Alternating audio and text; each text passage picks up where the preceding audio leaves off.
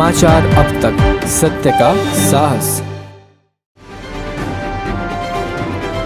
हिंदवी स्वराज्याचे संस्थापक छत्रपती शिवाजी महाराज यांच्या मातोश्री राजमाता जिजाऊ यांची आज 426वी जयंती। महान तत्वज्ञ आणि थोर विचारवंत स्वामी विवेकानंद यांची आज जयंती। देशातील सर्वाधिक लांबीचा सागरी पूल अटल सेतूचे पंतप्रधान मोदींच्या हस्ते उद्घाटन। मोदींच्या दौऱ्यात खबरदारी म्हणून आरोग्य यंत्रणाही अलर्ट मोडवर। साखर कारखान्यांनी आता सीबीजी तयार करावा, शरद पवार यांचं वक्तव्य। जिजाऊ जन्मोत्सव सोहळ्याला शरद पवार यांची उपस्थिती। स्वच्छता सर्वेक्षणात महाराष्ट्राचा डंका, महाराष्ट्र ठरले देशातील सर्वात स्वच्छ राज्य। शिक्षण आयुक्त कार्यालयासमोर शिक्षक भरतीसाठी आंदोलन। राज्यात अनेक वाचाळवीर, उपमुख्यमंत्री अजित पवार यांचा टोला। अटल सेतू उद्घाटन सोहळा पूर्वतयारीची सामंतांकडून पाहणी।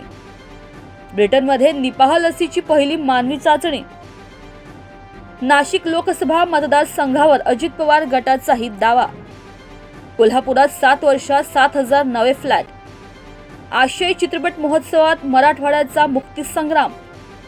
एरवाड बंधाऱ्यावर प्रदूषण नियंत्रण अधिकाऱ्याला पाजले दूषित पाणी। कुंभनगरीत युवकांना पंतप्रधान नरेंद्र मोदी संबोधित करणार। कोकण पट्ट्यातील सुमारे 2,000 कोटींच्या विकास कामांना मंजुरी।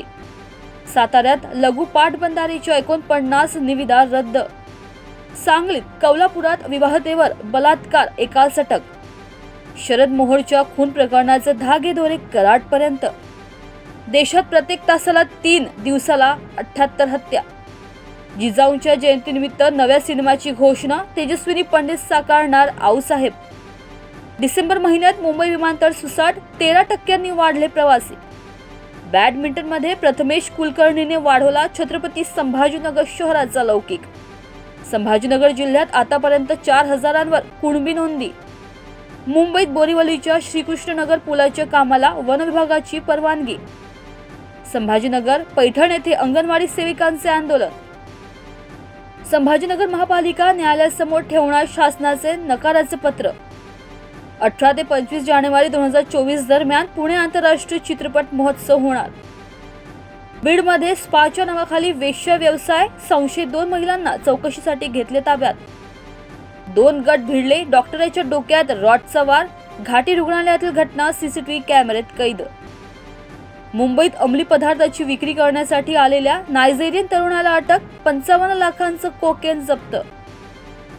2,000ची लाच घेतल्याप्रकरणी उल्हासनगर महापालिकेच्या मुकादमास अटक।